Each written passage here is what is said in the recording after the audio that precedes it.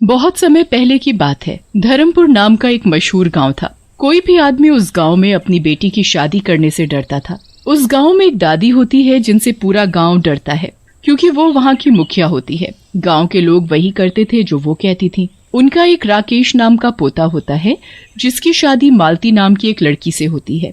एक दिन मालती पड़ोस की बहुओं के साथ कुएं से पानी भरने जाती है और तभी अचानक उसे बच्चों के रोने की आवाजें आने लगती हैं। अरे, ये किसके बच्चों के रोने की आवाज आ रही है और कहां से? मुझे तो यहाँ कोई भी नहीं दिख रहा। मालती थोड़ा आगे बढ़ती है। अरे, ये आवाजें तो शायद इस कुएं से आ रही हैं। मालती ध्यान से आवाज सुनने की कोशिश करती है। अरे हाँ, ये आवाज तो इसी कुएं से आ रही है, पर ये कुआं इस पत्थर से बंद क्यों कर रखा है? नहीं, हमें तो कोई आवाज नहीं आ रही और इस कुएं में पानी नहीं है, इसलिए इसे बंद कर दिया है। अब तुम चलो यहाँ से।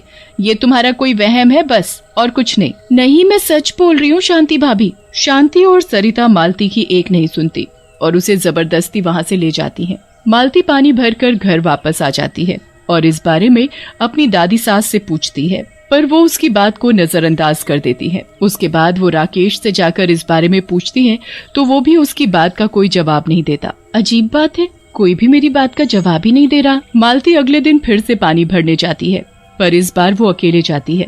कल तो शांति भाभी और सरिता भाभी ने मुझे उस कुएं के पास ही नहीं जाने दिया, क्यों ना मैं आज जाकर देखूं। मालती अकेले ही कुएं के पास चली जाती है और फिर से उसे बच्चों के रोने की आवाजें आती हैं। मालती कुएं के और करीब जाती है और कान लगाकर ध्यान से सुनने लगती है।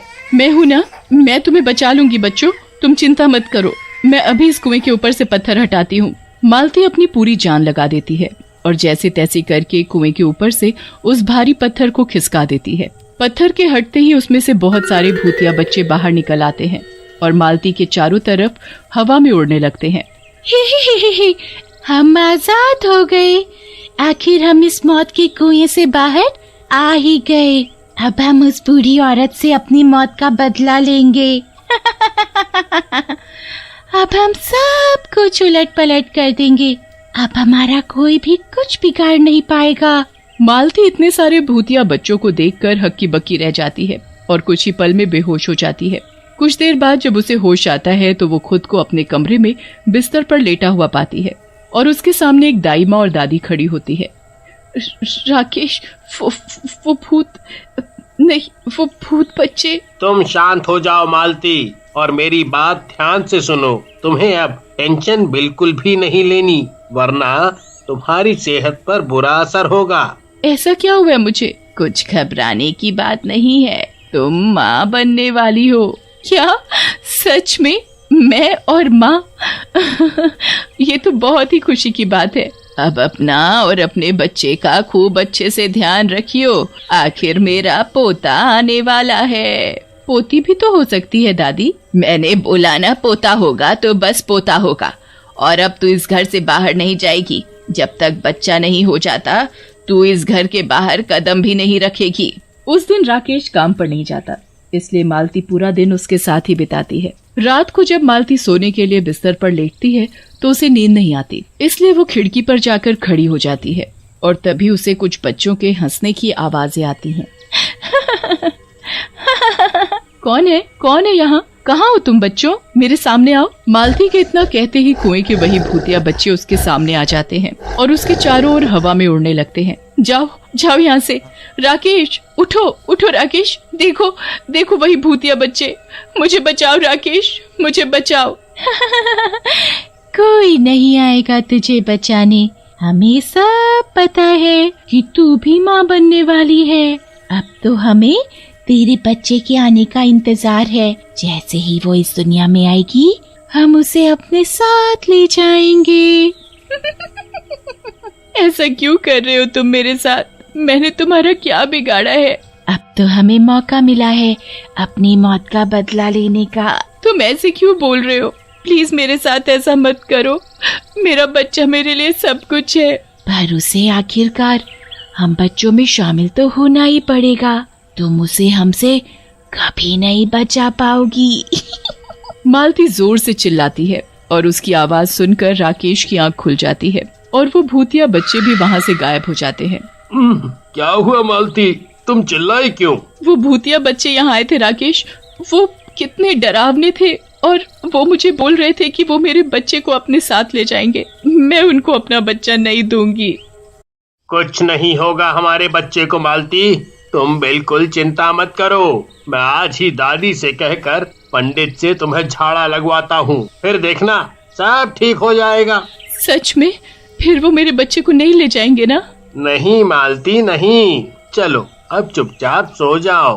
राकेश और मालती सो जाते हैं। अगली सुबह राकेश अपनी दादी के पास जाता है और उनको सारी बात बताता है।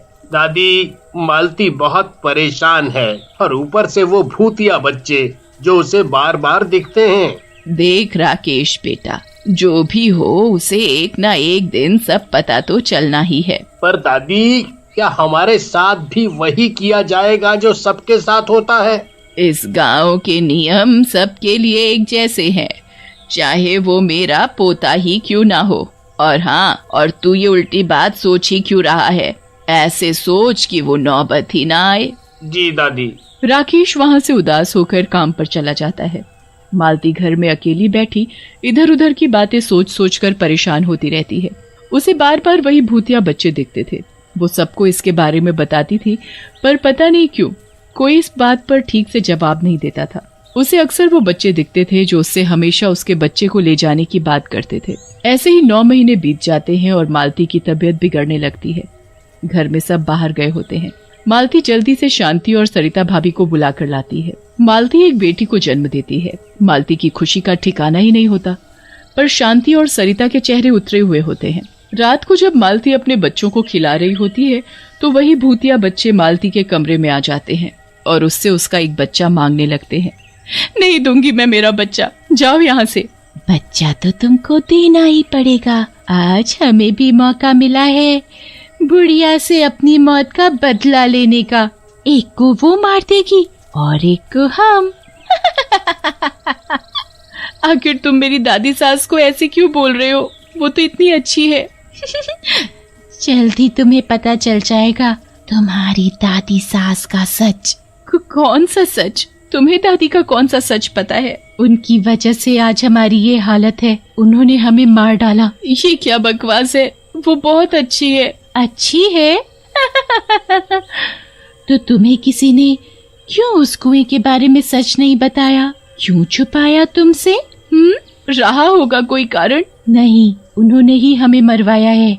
जब भी इस गांव में किसी की लड़की होती है तो उसको उस मौत के कुएं में फेंक दिया जाता है और उसे मार दिया जाता है, क्योंकि वो लड़की है, बस इसलिए। और जब लड़का होता है तो खूब जश्न मनाया जाता है। और ये सब किसके कारण शुरू हुआ पता है? तुम्हारी दादी सास। नहीं, ये सब झूठ है। अगर ये बात सच हुई तो मैं इनको खुद सबक सिखाऊंगी। अगर मेरी दादी सास ने ये सब किया है तो अच्छा नहीं होगा। हमें तुम पर यकीन नहीं? आखिर मेरी भी तो एक बेटी हुई है। मेरे दोनों बच्चे मेरे लिए बराबर हैं। मैं एक को कैसे मरने दे सकती हूँ? मेरा यकीन करो, मैं ये सब रोक कर रहूंगी और आगे से इस गांव में किसी बच्ची को मारा नहीं जाएगा। ठीक है, हम तुम्हें एक मौका देते हैं। इतना कहकर सब भूतिया बच्चे वहाँ से गायब हो जाते हैं। सुबह होते ही जैसे ही सब लोग घर आते हैं, मालती के बच्चों को देखकर बहुत खुश होते हैं।